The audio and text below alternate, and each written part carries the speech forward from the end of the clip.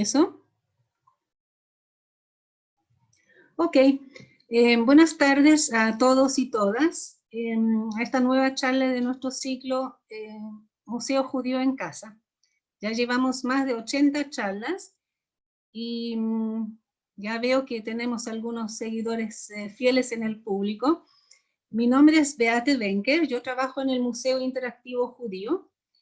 En tiempos sin pandemia soy guía de Holocausto de nuestro museo, también soy directora de educación y formo parte de la curatoría del recorrido nuevo que estamos construyendo en el museo. Respecto a eso les quiero mostrar ahora un pequeño video que muestra, es un render que se llama, que muestra un poco de qué se trata nuestro nuevo recorrido.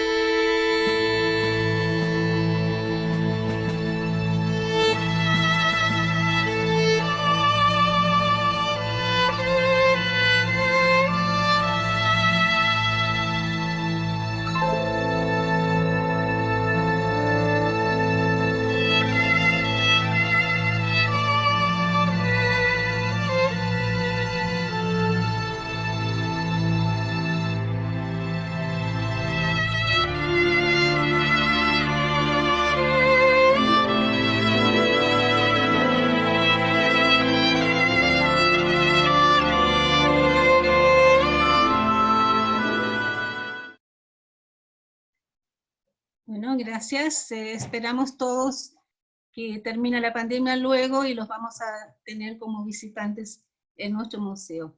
Hoy vamos a tocar un tema muy complejo, los dilemas éticos en el Holocausto, o Shoah, y nos referimos a situaciones difíciles o forzadas durante la Shoah, cuando muchas personas se enfrentaban a dilemas imposibles porque tenían que elegir entre dos o a veces más opciones que eran al parecer igualmente malas. Está con nosotros hoy el doctor Mario Sinai. Él nació en Argentina, pero hace 25 años vive en Israel y nos va a hablar ahora desde Israel, ya es un poco tarde para él. Él es doctor en educación, educador y pedagogo del Holocausto, conferencista internacional y experto en análisis visual, guía de viajes educativos a Polonia y a otros lugares que fueron escenario de las atrocidades del Holocausto. Mario, como introducción al tema, de parte mío, quiero preguntar acerca de una historia que a mí me impactó mucho cuando yo fui guía en Yad Vashem. Hubo un niño de 13 años, Roman Frister, de Silesia, quien estaba en Auschwitz-Birkenau junto con su padre. Un día le robaron su gorra, que era un elemento indispensable del uniforme de prisionero. Sin la gorra lo matarían a él durante el apel, el conteo del día siguiente. Roman le robó la gorra a otro judío durante la noche. En la mañana, durante el conteo, Roman escuchó un tiro y él estaba seguro que habían matado a aquel judío a quien él había robado la gorra. Roman Frister describe este episodio en su libro La gorra o el precio de la vida. Lo vivido por Roman fue una situación singular, casi particular. Roman, ¿acaso la sobrevivencia siempre implicaba algún tipo de dilema durante el Holocausto? Mario, ahora es tu turno, por favor. Fíjate, increíble que no estemos coordinados. Lo último en la charla mía es un relato del mismo libro que tú estás mencionando, La vida por la gorra por mi vida, el relato que cuenta Roman Frister en relación a su padre. Así que lo dejo para el final. Ya. que va a ser el último relato del día de hoy. Roman Fritz desgraciadamente murió hace 3 años, nos dejó. Casi siempre, sí, casi siempre el salvarse pasaba por el camino de la suerte, de una gran voluntad de vida y de muchísimos dilemas éticos día a día, cotidianos, que algunos de ellos eran para la vida o para la muerte. Adelante, yo sé que tú tienes un PowerPoint. Y ya lo pongo. Puedes compartir para ya empezar con Perfecto. tu ponencia. Gracias. Bueno, entonces, ante todo, quiero agradecer primero a ti, Beate, por la presentación, a Dalia Polak, la presidenta de la Fundación del Museo Interactivo Judío de Chile, a Sofía Cohen, jefa de proyectos del museo, por invitarme a esta ponencia, que es para mí un gran honor poder estar con ustedes. Y también quiero aprovechar para felicitarlas por ser las incentivadoras y las cofundadoras de la Red LAES, la Red Latinoamericana para la Enseñanza de la Shoah, que agrupa a todos los museos de Shoah en Latinoamérica, una gran iniciativa, y les deseo toda la suerte del mundo. Los voy siguiendo a través de las presentaciones que hacen todos los días jueves. Dígame lo único que se ve, el PowerPoint, ¿se ve? Sé que hay un delay con el ¿no? ¿Se ve? Perfecto. Sí, perfecto. Entonces, lo que vamos a hablar es un tema muy difícil. Reconozco que han elegido un tema muy difícil. Actitudes y dilemas éticas y morales durante la Shoah. Entre la valentía y la cobardía, entre la responsabilidad y la culpabilidad. Pero antes de empezar, quiero hacer una advertencia. En realidad, 2 advertencias. La advertencia más importante es no juzgar. Tratar de impedir meternos en una situación en que estemos juzgando, porque no podemos ponernos en el papel de los judíos que tuvieron que vivir estos dilemas. Y el segundo, que la advertencia, es no se pregunten a ustedes mismos qué ustedes hubiesen hecho en su lugar, porque nunca lo vamos a saber. Entonces, no se pregunten qué hubiésemos hecho en su lugar y tampoco juzgar. Y si pido no juzgar, ¿por qué presentamos estos dilemas éticos y morales? Para generar empatía con las víctimas, en comprender lo que ellos tuvieron que vivir, pasar y vivenciar. Entonces, entre la valentía y la cobardía, entre la responsabilidad y la culpabilidad, hay un amplio espectro de conductas y actitudes que nos permiten analizar con sensibilidad lo que ocurrió en diversos marcos judíos durante la Shoah. El comportamiento humano en situaciones extremas revela lo mejor y lo más alto y lo más bajo del hombre, el bien absoluto y el mal absoluto. Tenemos ambas realidades a la par, juntas y una al lado del otro. Es necesario estimular el debate sobre las opciones, las decisiones adoptadas por las víctimas y las consecuencias de las mismas, que a menudo eran elecciones sin opciones, bajo un régimen genocida. Hay que profundizar sobre la excepcionalidad de la toma de estas decisiones que en muchos de los casos conducían a la vida o a la muerte. Las agonizantes elecciones de vida o muerte con las que se enfrentaban estos hombres y mujeres eran simplemente imposibles de resolver a través de una lógica convencional.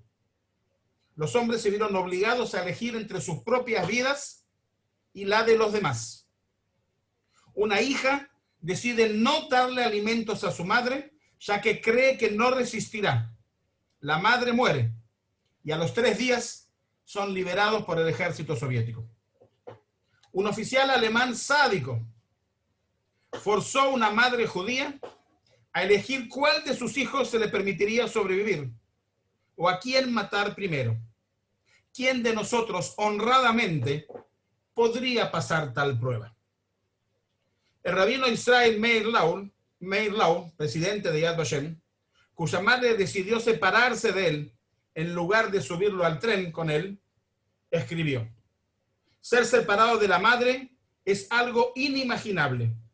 La angustia que este acto lleva consigo penetra hasta el último rincón del cuerpo y allí permanece durante los años de la vida de uno.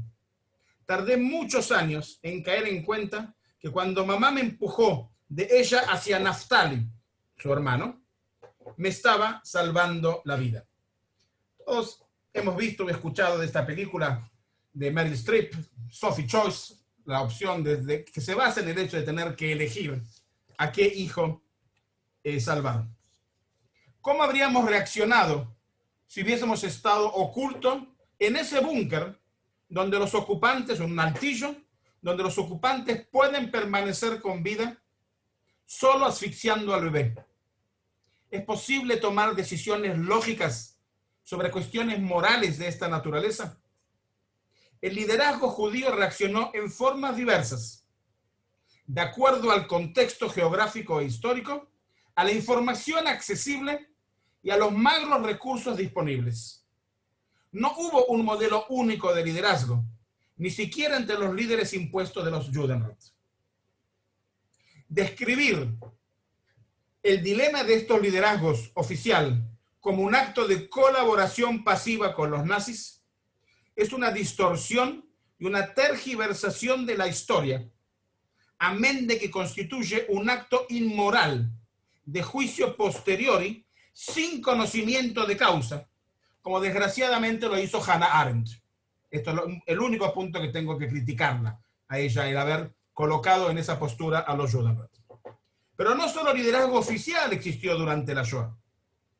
Surgieron también modelos de liderazgo alternativo, como ser rabinos, médicos, la madre judía, pilar de la familia judía, los movimientos juveniles, pilar de la resistencia armada antinazi y las rebeliones en los guetos, o el liderazgo de instituciones filantrópicas y culturales que buscaban satisfacer necesidades mínimas de solidaridad, ayuda mutua, investigación de lo que aconteció y documentación, como fue el caso de Manuel Ringenblum, representante del JONT en Polonia, que lideró el movimiento de Onek Shabbat, destinado a la investigación de la vida cotidiana judía en el gueto de Varsovia.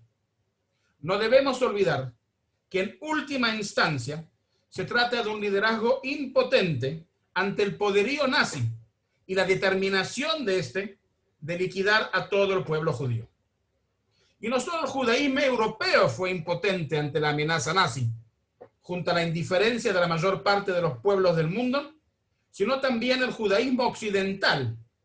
Y finalmente el liderazgo judío del Yishuv en Eretz Israel, bajo el mandato británico de Palestina, con David Ben Gurión a la cabeza, fue poco lo que hizo, y quizás también demasiado tarde. Elie Wiesel, húngaro, de Sziget, sobreviviente de Buchenwald, Premio Nobel de la Paz por los Estados Unidos, nos relata un relato dilemático del viaje en tren de Hungría a Auschwitz-Birkenau. 10 días, 10 noches de viaje en un vagón herméticamente cerrado. No recibimos ningún alimento. Vivíamos a base de nieve. Un viejo sacó un trozo de pan escondido en su chaqueta. Con una rapidez extraordinaria se lo llevó a la boca, pero una sombra se arrojó sobre él. Molido a golpes, el viejo gritaba: Meir, mi pequeño Meir, ¿no me reconoces? Soy yo tu padre. Y se desplomó y murió en medio de la indiferencia general. Su hijo tomó el trozo de pan y comenzó a devorarlo. No pudo ir lejos. 2 hombres lo habían visto y se precipitaron sobre él. Otros se agregaron a ellos. Cuando se apartaron, a mi lado, había 2 muertos, el padre y su hijo. Actitudes personales y colectivas referente a los miembros del Judenrat. Voy a dar algunos ejemplos. En Bereshka Kartushka, el 15 de octubre de 1942, los alemanes llevaron una acción de la liquidación del gueto.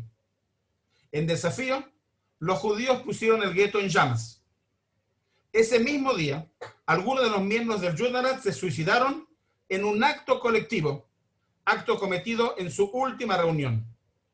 2 médicos que no eran parte del Judenrat se suicidaron con ellos, el doctor Lichtinger y el doctor Shapira. En Prushana ocurrió una metzadá moderna, cuando la inteligencia de la aldea, con su familia, incluyendo a los médicos, los maestros y los miembros del Judenrat, decidieron suicidarse en conjunto, envenenados antes de entregarse a los nazis el 1 de noviembre de 1942. El episodio ocurrió en la casa del vicepresidente del Judenrat, el abogado Belbel Schreibman. Ellos decidieron primero envenenar a los niños, luego a las mujeres y finalmente a los hombres. La persona que está en estos momentos en exposición, el presidente del Judenrat de Zittel, hoy es en Bielorrusia, el abogado Alter Dobretsky, organizó la resistencia armada y luego un batallón de partisanos con 600 judíos que se escaparon al bosque y se unieron a los partisanos, en donde organizaron un batallón partisano judío a cargo de Herschel Kaplinsky del movimiento juvenil Hashomer Hatzair. En el gueto de Sosnovich, sí, aquí tenemos a la foto, el que está en el centro al lado de la mujer, en segunda fila sentado, con la mujer con el Maguen David, es Moshe Merin. En el gueto de Sosnovich, los alemanes exigieron deportar 10.000 judíos. Merin logró bajar el número a la mitad, o sea, solo 5.000. Ahora les tocaba decidir quiénes serían los deportados. Merin citó en Sosnovich al Consejo Rabínico, el rabino Levin y el rabino Grossman del partido Mizrahi. Merin les dijo: la Gestapo autorizó mi pedido. Ahora nos toca preparar la lista de aquellas personas que queremos deportar. Deportaremos a aquellos que su vida ya no es vida y que no traen ningún aporte a la sociedad. También enviaremos a aquellos cuyas conductas es inaceptable, como los delatores, los locos, los enfermos incurables, niños abandonados. Deben recordar cuál será el castigo que nos espera si rehusamos. La Gestapo entrará en la ciudad y se llevará a quienes quieran y a cuantos quieran. Y nosotros, dice Merin, los prominentes, seremos los primeros. El rabino Levin escuchó y dice una frase muy importante en hebreo: Israel afalpishe jatá, Israel u, que significa todo Israel, aunque pecó, sigue siendo Israel. Especialmente los enfermos y los desgraciados tienen el derecho a la vida y ese derecho es irrevocable. El rabino Grossman anunció que las exigencias de Merin contradicen la ley, la religión y la tradición judía. Sin embargo, pidió reflexionar al respecto y consultar los precedentes del Halajá y del Talmud. Merin anunció que aceptaba la decisión rabínica y abandonó el cuarto para esperar la respuesta de los rabinos. Después de una hora, salió el rabino Grossman y anunció: la exigencia de Merin de entregar a los débiles, como mencionamos antes, contradice la ley y la tradición judía milenaria. Pero de la forma en que los argumentos fueran expuestos, aparente que toda Israel está expuesto a un gran peligro y no queda otra alternativa que elegir juntos el camino menos peligroso. Confiamos en que Merin actúe según la conciencia judía y rezamos para que sea el salvador y el redentor de los judíos de Sosnovich. O sea, los dilemas que tuvieron que enfrentarse. Pero hubo también casos de caídas éticas y morales. Pero ahí tenemos otra vez a Merin. Hubo también casos de caídas éticas y morales. En Opochno, en junio de 1942, ocurrió un evento que deslumbró a la comunidad del gueto. Luego de que 20 jóvenes escaparon de los trabajos forzados, fueron incautados por la policía judía y encarcelados en la prisión del gueto. Y más adelante, la policía judía fue obligada a fusilarlos. En el gueto de Lodz, el presidente Chaim Romkowski, que lo estamos viendo en las dos fotos, a la izquierda y a la derecha, es una persona de controversia. Él intenta salvar a los judíos a través del trabajo. Lodz era una ciudad industrial, todos venían de la zona industrial de tejidos y del textil, y él creía que podían servir a los alemanes. La premisa era que nadie mata a su mano de obra, especialmente si su mano de obra es gratis. Y Vivov, el comandante del gueto, aquí lo tenemos en esa foto increíble. Miren la postura de Chaim Ronkowski con el Maguen David adelante y atrás, con sombrero, frente al comandante del gueto, Hans Vivov. Lo maneja de tal manera que pasa a ser un gueto productivo. Y todo más o menos podía ir bien hasta que en agosto de 1942, Vivov ofrece un vaso de leche a todos los niños en el gueto. Un vaso de gueto a todos los niños en el gueto significa una semana más de vida para el niño. Y es obvio que todas las madres aceptan y que muchas madres, pero era hasta los 10 años, y que muchas madres falsificaron la edad de sus niños, aquellos que tenían 11, 12 y 13, para que figuren como menores de 10 años.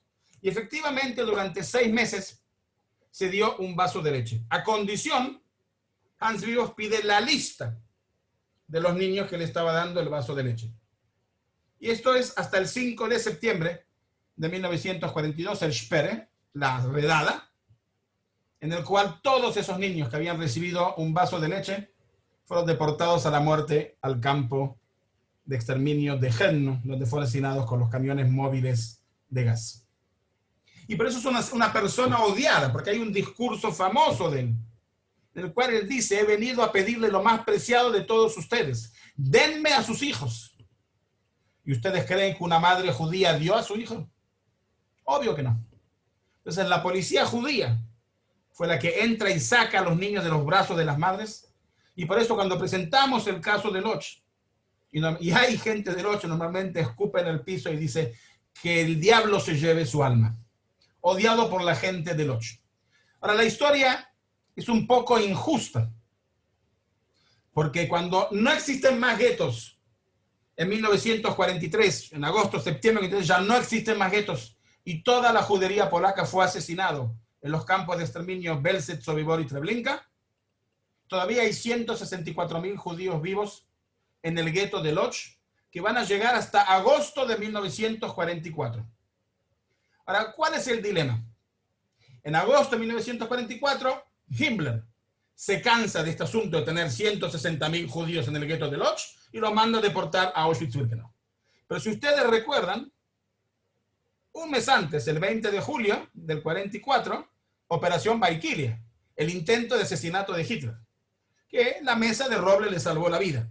Pero si Hitler hubiese muerto en ese accidente, en ese intento, no accidente, en ese intento de eliminarlo, él hubiese salvado a 160.000 judíos en el gueto, y el héroe de la Shoah no hubiese sido Mordechai Anilevich. El héroe de la Shoah hubiese sido Mordechai Ronkowski. Chaim Ronkowski, perdón. Pero la historia no existe esas preguntas. ¿Qué hubiese pasado si? Operación Valkyria, la mesa le salvó la vida, continuaron y en agosto fueron deportados. Yo he escuchado decenas de testimonios sobre Ronkowski, de muchas cosas malas de él, nunca escuché cosas buenas de él, pero lo interesante es que escuché 7 testimonios que me lo dicen, que lo vieron con sus propios ojos. Él fue deportado último con su esposa en el último tren, en un vagón solo para ellos, que cuando llegaron y bajaron del tren, sus compatriotas de Loch lo mataron.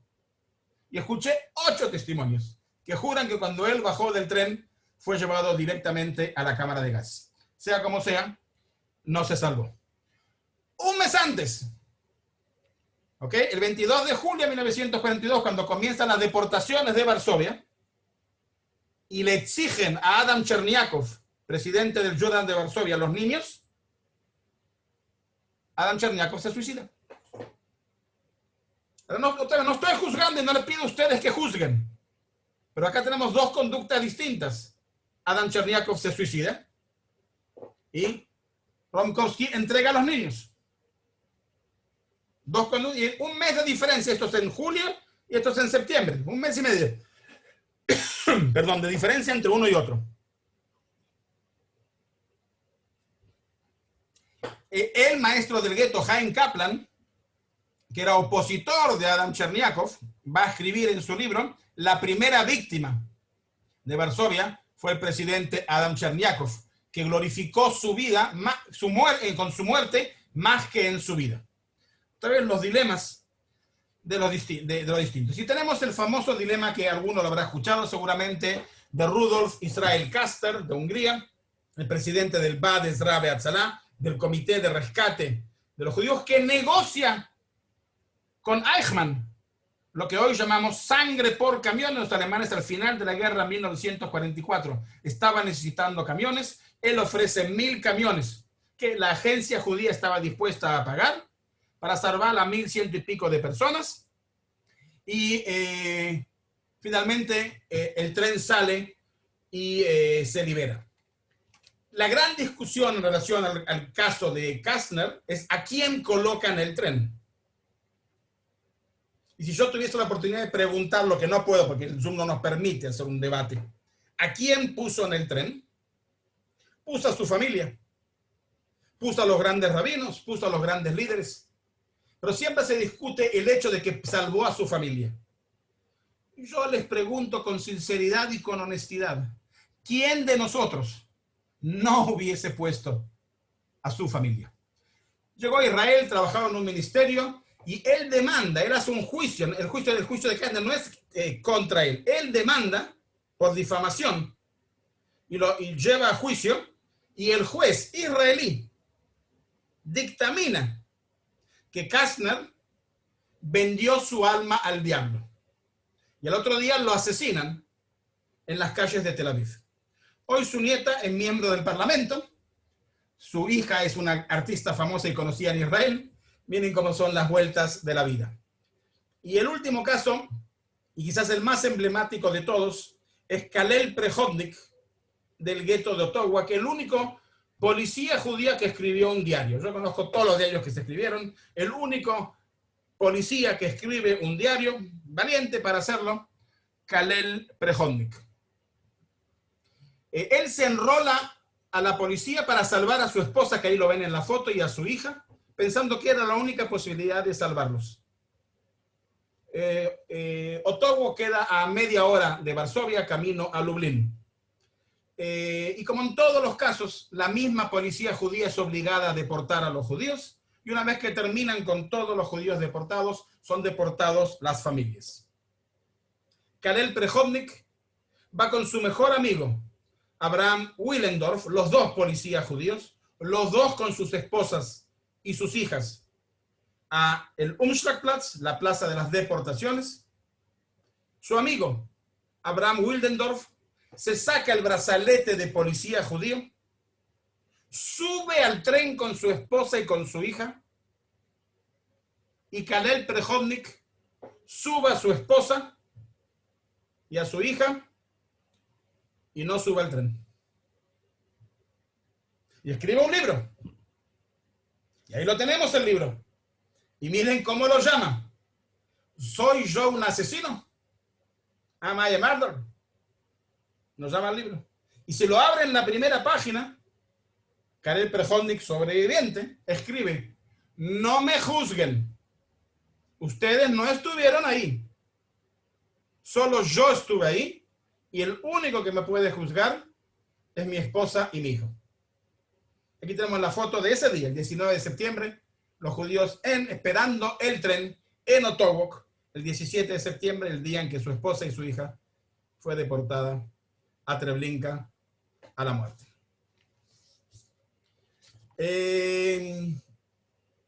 Voy a pasar, quizás el último caso, el rabino Benjamin Murmelstein, de Viena, también negocia con Eichmann.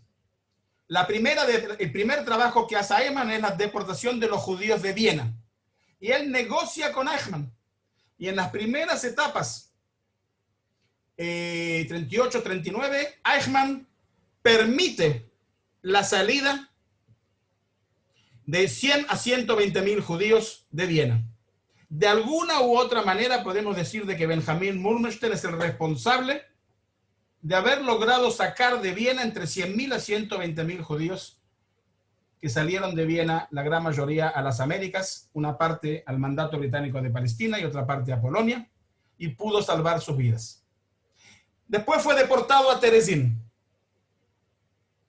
Y en Terezín, acusado de colaboracionista, por las famosas películas que se hicieron de propaganda a la Cruz Roja.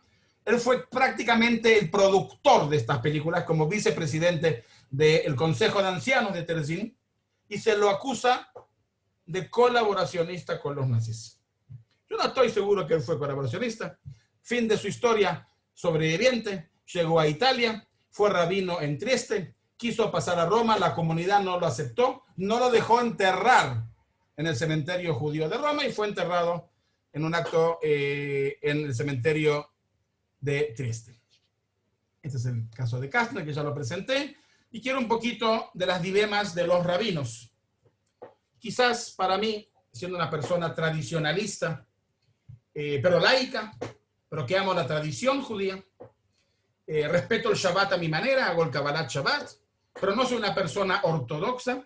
Si hay un rabino que yo admiro, pero verdaderamente admiro, es el rabino Isaac Nissenbaum de Varsovia.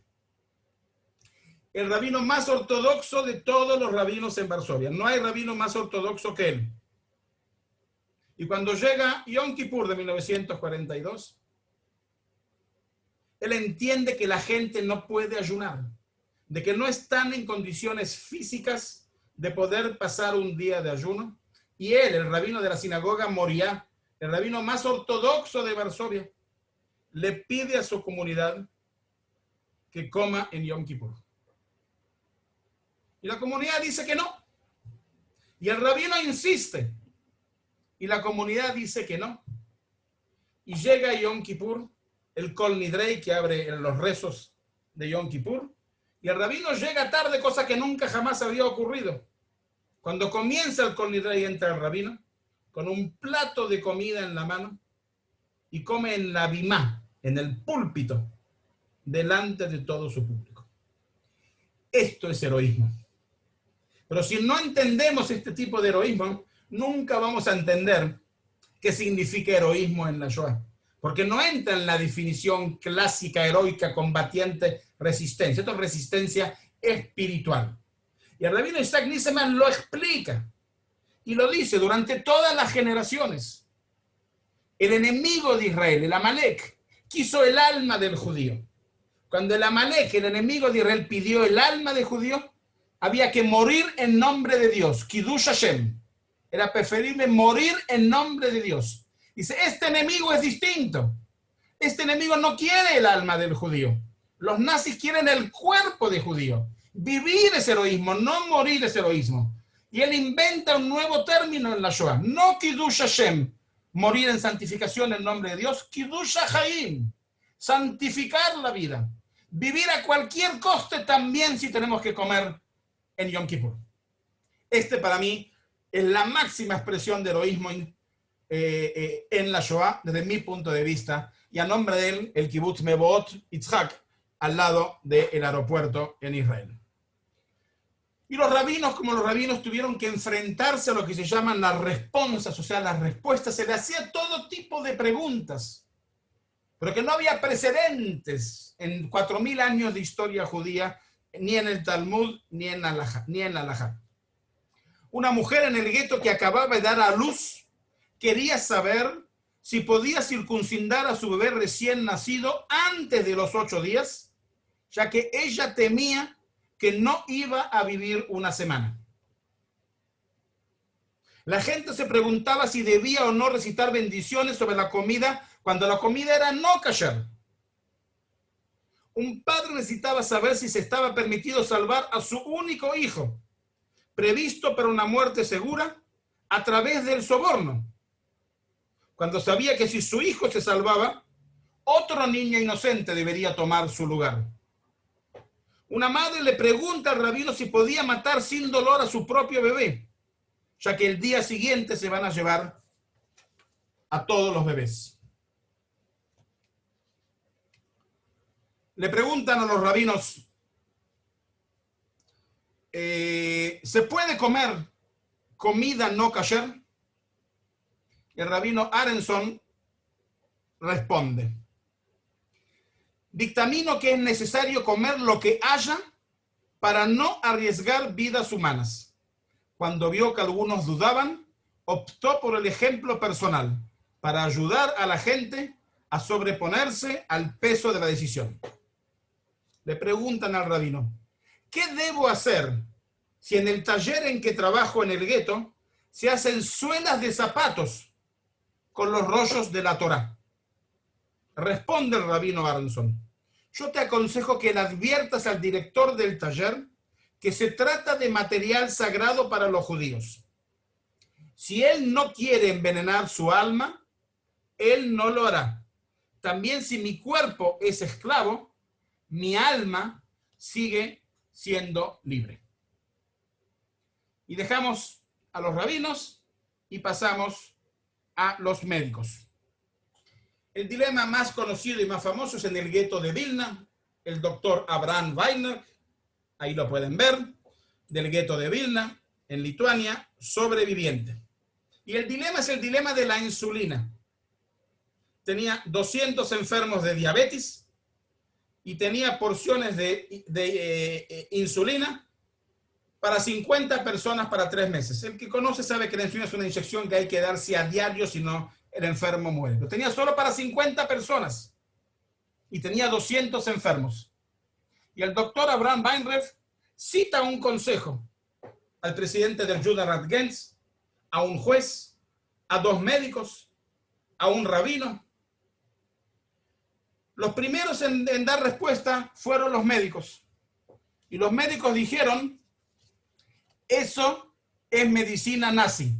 Nosotros no vamos a tomar ninguna decisión sobre medicina nazi y se van. El segundo que responde es el rabino. Y el rabino dice, yo tengo que ver cuáles son los precedentes en el Talmud. Y se va. Pero vuelve al otro día. Y responde, 4000 años de historia judía, nunca jamás nadie preguntó una pregunta similar. El juez dice, ¿tú eres juez? ¿Tú puedes dictaminar quién va a vivir y quién va a morir? Y quedó solamente el presidente del Judenrat de Vilna, Gens, y le dice, doctor Weinberg, si los doctores no saben, si el rabino no sabe y si el juez no sabe, yo tampoco sé, haga lo que a usted le parezca. Nuevamente, como no podemos hacer un debate y preguntar qué creen que él hizo, la respuesta del doctor Weinberg fue dar en forma igual a todos. Lo que implica que después de 2 semanas todos murieron porque no había más insulina para dar y los nazis no trajeron más insulina. Pero lo más importante es que el doctor Weinberg llevó los protocolos. Y todo esto está escrito en los protocolos en el libro que él escribe después como sobreviviente. Y cuando le preguntan en una charla, doctor, ¿pero por qué usted escribió los protocolos? El doctor Weinberg contestó, porque en el año 2020 va a haber una charla en Zoom con Chile y la gente no va a creer que esto pasó. Yo tuve que dejar constancia, porque decidir era mi forma de luchar. Yo quedé solo y yo tuve que decidir. Marek Edelman, el famoso Marek Edelman, fue olvidado en Israel porque pertenecía a los bundistas. Los bundistas era el segundo partido más grande judío en Polonia. Era un partido antisionista, obrero y yidishista, que abogaba por una autonomía judía en Polonia. Y como tal, él nunca fue muy querido en Israel, desgraciadamente, pero fue el número 3 en la rebelión del gueto de Varsovia. Estaba se fue el nombre. Estaba Mordechai Anilevich, Anke Zuckerman, Mordechai Anilevich de la Shomer HaTzair, Anke Zuckerman del Dror, y el tercero era Marek Edelman de Varsovia. Pero antes de la rebelión, él trabajaba en el hospital que estaba al lado del Umschlagplatz, porque al principio era un engaño, engañaban a los judíos que iban a trabajar, y el engaño incluía una revisión médica. Y en esa revisión médica que hacían para engañar que iban a trabajar al oriente, aparece su madre. Y él, obvio que va a salvar a su madre. Y les preguntaría, ¿cómo ustedes creen que salva a su madre? Pero como sé que no lo pueden saber, la respuesta es que le rompió el brazo. Entonces, entienden lo que le estoy diciendo. Para salvar a la madre, tuvo que romperle el brazo para poder decirle que no está apta para ir a trabajar al oriente. Paréntesis, fue salvada por muy poco tiempo porque 3 semanas después fue deportada igual a Treblinka. Pero el caso es que salvar a la madre implica romperle el brazo. En el gueto de Varsovia, siguiendo con los médicos, está la investigación del hambre del gueto de Varsovia, hecho por un equipo médico. A la cabeza estaba el doctor Israel Melichowski, que era el director del Departamento de Sanidad en el gueto de Varsovia.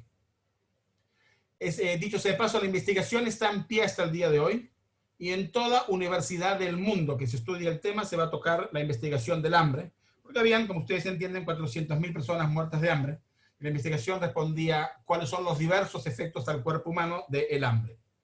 En noviembre de 1941 se formó el grupo de investigación que a partir de febrero del 42 describía de una perspectiva científica la enfermedad del hambre y su influencia en el cuerpo humano. Aunque los médicos también experimentaban hambre, percibieron la investigación clínica como una manifestación de resistencia espiritual e intelectual. 28 médicos participaron en la investigación que analizaban las consecuencias del hambre en el ser humano. El doctor Israel Melichowski escribió: nuestro idioma es demasiado humilde para describir la crueldad y la infinidad de nuestra desgracia y nuestra tragedia.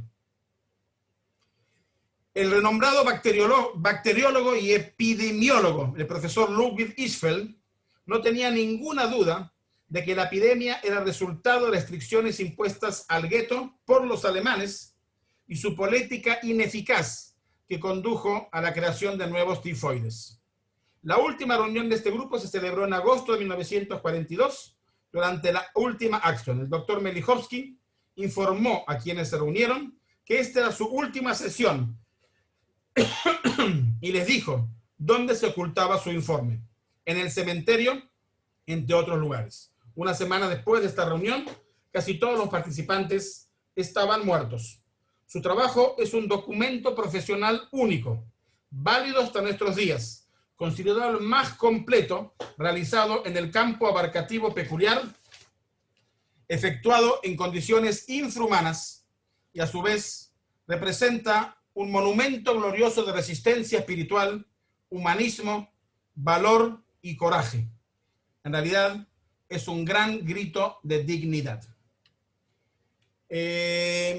También estaba la Escuela de Medicina, con la directora Adina Vladiswager, la pediatra del gueto de Varsovia, que si vieron en la famosa película del pianista, no le queda alternativa cuando los nazis entran al gueto, deportar a los enfermos en el gueto, que darle una dosis de cianuro a todos los enfermos, incluyendo también a los niños.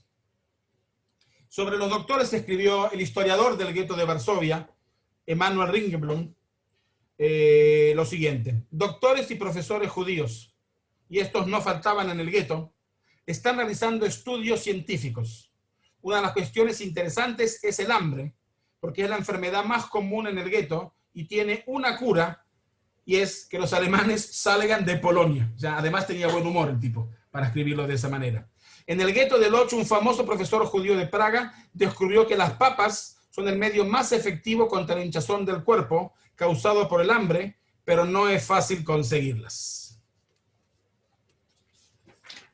En el gueto de Shabli, no tengo foto, en el gueto de Shabli, en Lituania, ocurre algo tremendo.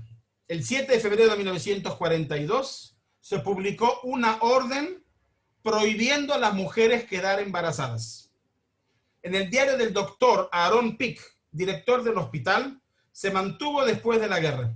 Él era un radiólogo graduado en París y fundó la gimnasia hebrea de Shabli. El doctor Pick tenía 68 años y se dedicó a escribir el diario en hebreo titulado Las listas del Valle de la Muerte. En su diario escribe el doctor Pick: ese día en que se nos informó de esa prohibición, de que las mujeres no podían quedar embarazadas, era inhumana, debería quedar grabada en la memoria humana para la eternidad. Y además agregó: solo faltaría la esterilización de hombres y mujeres para poder completar la orden. Después del decreto, se permitió dar a luz hasta el 15 de agosto de 1942, bajo amenaza de muerte. El doctor Pick escribe en su diario: jamás en la historia se decretó algo semejante y tampoco jamás será olvidado. El corazón llora al oír cosas semejantes. El doctor Pick en su diario del 10 de diciembre de 1943 escribe: lo acontecido en el gueto no se borrará jamás de nuestra memoria. Los acontecimientos son increíbles. Nosotros, hombres cultos, con principios éticos, hemos caído tan bajo, asesinamos con nuestras propias manos a nuestros propios hijos. Héroe o asesino. El doctor Shapira en Plaszów, al lado de Cracovia, el famoso campo de Amon Goth, que figura en la película de la lista de Schindler. En el verano de 1943 ordenó Amon Goth al médico judío, el doctor Shapira, matar a 1.500 personas inyectándoles una inyección de fenol en el corazón con el fin de disminuir la cantidad de prisioneros en el campo. Los capos engañaban a las víctimas diciéndoles que recibían una inyección contra el tifus. El doctor Shapira estaba en una cabaña muy pequeña. Las víctimas entraban por una puerta, recibían la inyección y salían agonizando por la otra puerta. Del otro lado los esperaban los camilleros que los transportaban a las fosas para ser incinerados. De este modo fueron asesinados 800 prisioneros. Pero como no hubo registro alguno de lo sucedido, a los demás le pidió fingir que están muertos y a la noche salir de las fosas. El doctor Shapira pidió ocultar la acción para no enfadar a Amon Goth. Sin embargo, todos se enteraron y él pasó a ser el héroe de Plaszów. En 1946, terminada la guerra, caminando por las calles de París, fue identificado por uno de los 800 parientes que fue asesinado con la inyección de fenol. Fue arrestado, acusado de colaboracionismo y juzgado a pena de muerte. La pena se cumplió ese mismo día. En Plaszów fue considerado héroe y después de 2 años fue ejecutado como asesino. ¿Y qué pasó? Si no fue 2 segunditos, no sé lo que hice con la foto, ya llegó. Ok.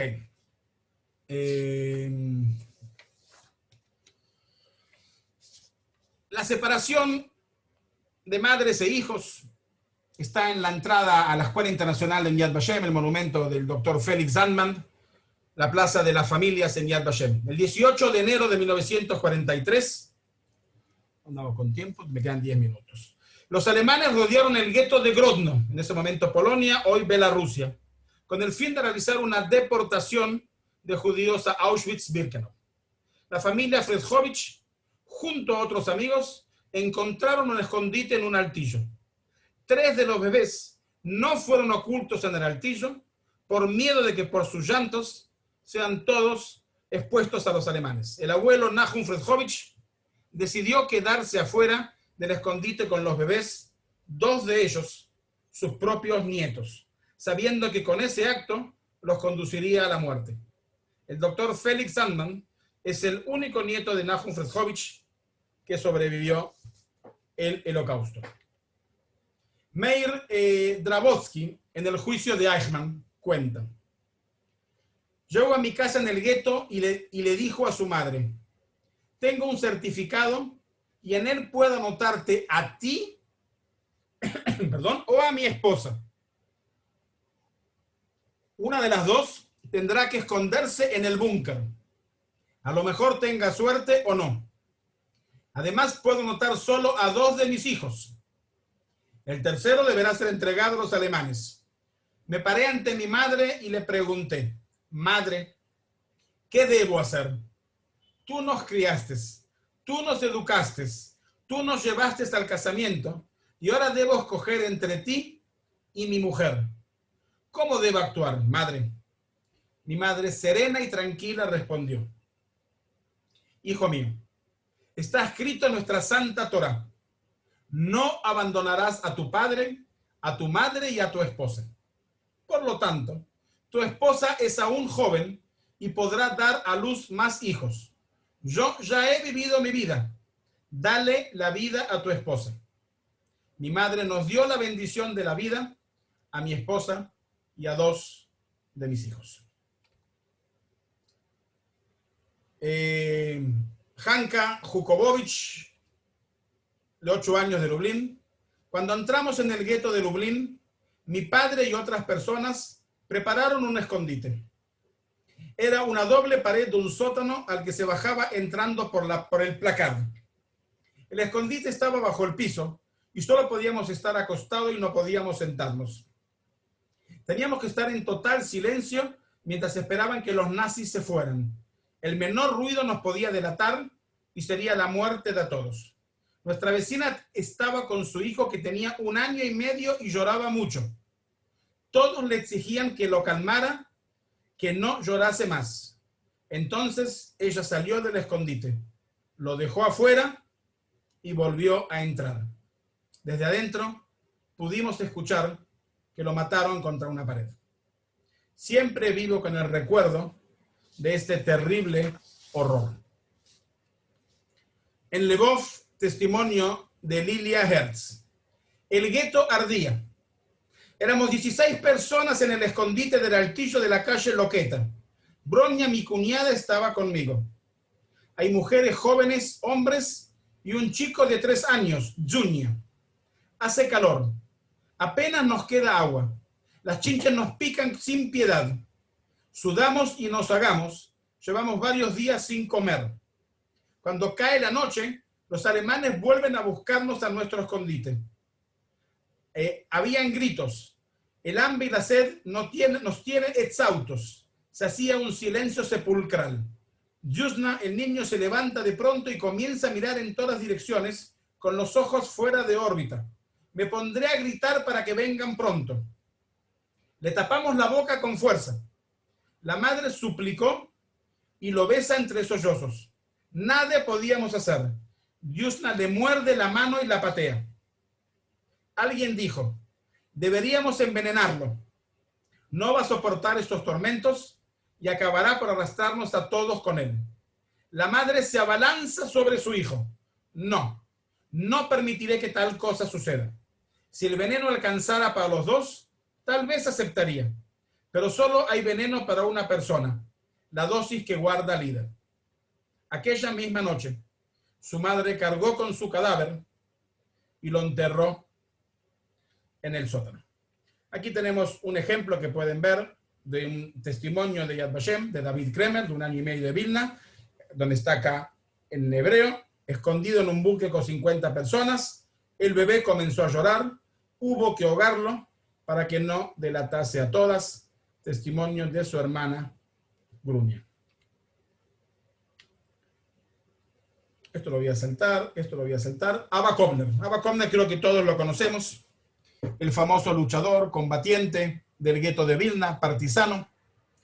Yo cuando llegué a Israel en 1975, tuve la oportunidad de escucharlo. Para mí, personalmente, habiendo sido miembro de los movimientos juveniles, sionista, pionero, llegó a Israel solo, sin mi familia, con Aliat Noar. Abba Kovner era algo así como Dios. Dios era su ayudante. Abba Kovner era para mí el todo del todo de los todos. Y nos dio una conferencia en Yad Vashem con los chicos del colegio, fuimos todos, sobre el tema central era la rebelión armada de los movimientos juveniles. Y habló 45 minutos, y estábamos todos tremendamente emocionados, tenía una presencia brutal este hombre. Y cuando termina la charla, después de 45 minutos, dice, bueno, jóvenes, terminó la charla, ¿hay alguna pregunta? No hay pregunta, no se le hace pregunta a Abba Kovner. Y el chico que está sentado al lado mío levanta la mano. Dice, Abba Kovner, yo tengo una pregunta. Yo le pego un codazo, le digo, ¿estás loco? Baja la mano, Abba Kovner no se le hace preguntas. Y él insiste que quiere preguntar. Y además suicida al chico. Porque ¿qué le pregunta? Dice, señor Kovner, ¿usted no cree que los movimientos judíos fueron marginales?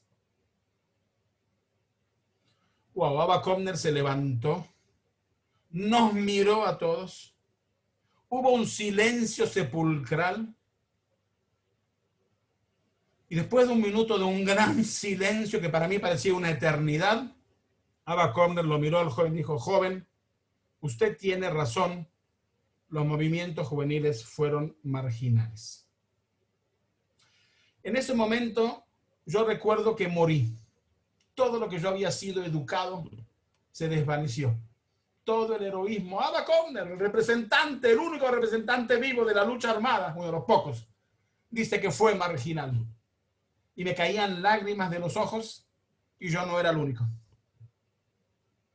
Y Abba Kovner se volvió a parar y nos miró a todos a los ojos, que muchos como yo teníamos los ojos rojos del llanto. Y entonces dijo Abba Kovner, joven, los movimientos juveniles fueron marginales, porque es el margen lo que marca el camino. Si no hay margen, no hay camino. Y yo resucité, porque ese es Abba Kovner en su total grandeza. ¿Cómo estoy con el tiempo para saber si tengo 5 minutos o no? ¿Cuánto tiempo tengo? 2 minutos. Si tengo 2 minutos, voy a pasar directamente al último relato de Roman Pfister. Fíjate que tú empezaste con él, yo lo quise mucho. Roman Pfister fue un periodista, vivió en los Estados Unidos, venía a las marchas de la vida, era increíble estar con él. Roman Pfister, ahí lo tenemos, y él escribe en ese libro, La vida por la gorra, él escribe, mi padre y yo. Su relato nos acerca a comprender la vida cotidiana en los campos de concentración y trabajos forzados, donde la vida y la muerte formaban un complejo rompecabezas. Su relato es sincero, frío y cruel, y también valiente. Nos relata los episodios sin esconder sus culpas y afrontando las consecuencias de la debilidad humana, sin buscar refugios en las zonas grises de las medias verdades y las medias mentiras. Roman Pfister no relata superhombres ni santos. Él se atrevió a describirlos como los vio y como él mismo actuó en un escenario de la lucha por la sobrevivencia. En momentos críticos, Roman Pfister escribió, el sufrimiento de otra persona era un fenómeno tan generalizado que todo aquel que no se distanciara de él corría el peligro de ser herido de muerte por sus sentimientos. Y dicho esto, mi padre y yo. La epidemia del tifus lo alcanzó de lleno. Una mañana fallaron sus piernas durante el recuento matutino. Yo intenté sostenerlo. Papá se desplomó al suelo sin decir palabra, como un saco de algodón. Mi reacción espontánea fue agacharme y levantarlo, pero no lo hice. Volví a incorporarme y miré al oficial de turno, porque cualquier preso experimentado sabía que no había que ocuparse de alguien que ya no tenía remedio. La desgracia es contagiosa. Padre, le dije, ¿puedes oírme? Me incliné ante él para aplastar con cuidado los piojos que pupulaban por sus pestañas. Me di cuenta de que él se había sumido en un letargo en el que ya no sufría físicamente ni comprendía lo que sucedía a su alrededor. La suya era una vida sin sentido, parecido a la llama de una vela que no alumbra. Y en lo más hondo de mi corazón, supe que no me importaba que mi padre no me reconociera. Mi único deseo, para decir la verdad, era que mi padre había escondido un pedazo de pan debajo del colchón de paja, infestado igualmente de piojos. Él ya no comía y yo estaba hambriento. Me senté en el borde del catre y esperé con paciencia su muerte para poder apropiarme del pan sin remordimiento de conciencia.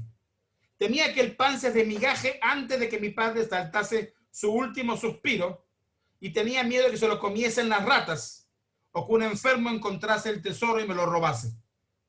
Antes de morir, mi padre susurró por última vez, hijo mío, solo te pido una cosa, que te hagas un buen hombre, un hombre de bien, que no traslades a tu nueva vida las costumbres del campo de concentración, que no aceptes la ley de la selva, que olvide todo cuando aprendiste aquí, la mentira y el engaño, el desprecio de la ley y la falta de la honradez. Y luego agregó mi padre, el mundo será diferente.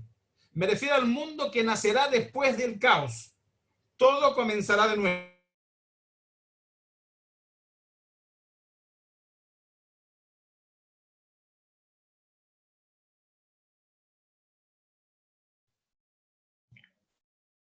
Parece que estamos con un problema técnico. Mario, ¿nos escuchas?